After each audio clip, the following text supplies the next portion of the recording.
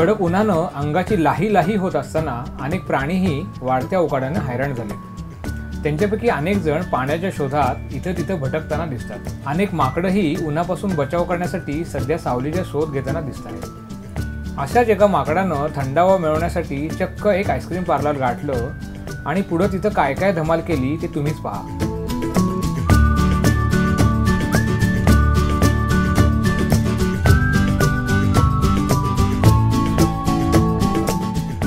भोसरीतील Shri ice cream या दुकानात अचानक आलेल्या पाहुण्यानं सर्वांनाच आश्चर्याचा धक्का दिला।